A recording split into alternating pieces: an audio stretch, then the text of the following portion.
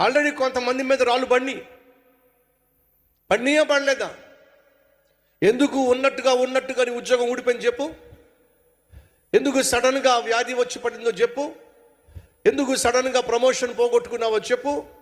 ఎందుకు రావాల్సినటువంటి లోన్ రాకుండా ఆగిపోయిందో చెప్పు. ఎందుకని కావాల్సిన పెళ్లిగా జరగకుండా ఆగిపోయిందో చెప్పు. ఎందుకని పిల్లాడు పుడతాడు అనుకున్నావు కానీ సడన్గా ఆ బిడ్డ నీకు కాకుండా పోయాడో చెప్పు. ఒకసారి ఊహించుకో. దేవుడు ఆశీర్వాదాలు అనుభవిస్తూ నువ్వు దేవుణ్ణి మర్చిపోయావు కాబట్టే దెబ్బొచ్చి పడింది.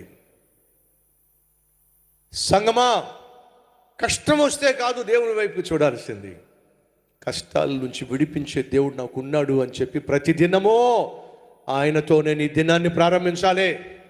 ఆయనతోనే నీ ప్రతి పనిని ప్రారంభించాలి, ప్రయాణాన్ని ప్రారంభించాలి, ప్రయత్నాన్ని ప్రారంభించాలి, ప్రతి దినాన్ని ప్రారంభించాలి. ఆది సంఘాన్ని చూడండి, సహవాసము మానకుండా, సహవాసము మానకుండా, వాక్య ధ్యానము మానకుండా, ప్రార్థన మానకుండా, రొట్టె విరుచుట, వాక్యానుసారంగా రొట్టె విరుచుట. వాక్యానుసారంగా రొట్టె విరుచుట అంటే అర్థం ఏమిటి?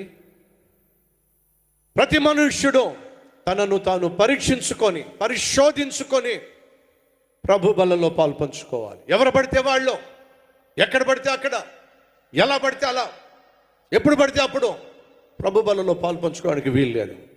కొన్ని సంఘాల్లో ఎవరికైనా ఇచ్చేస్తారు. అడు తాగిపోతాడు అయినా ఇచ్చి పడేస్తారు. చిన్న పాప, చిన్న పిల్లాడు ఇచ్చి పడేస్తారు. అది తిరిగిపోతే అయినా ఇచ్చి పడేస్తారు. ఎందుకని? విలువ లేదు కాబట్టి, వాక్యం తెలియదు కాబట్టి. భక్తుడైన పౌలు సెలవిచ్చాడు, దీనిని చేయునప్పుడల్లా. ఎప్పుడు చేయాలి? ప్రతి ఆదివారం చేయాలా? బైబిల్లో అది లేదే. ప్రతి ఆదివారము ఖచ్చితంగా ప్రభు వల్ల ఆరాధన ఉండాలి, బైబిల్లో లేదు అది.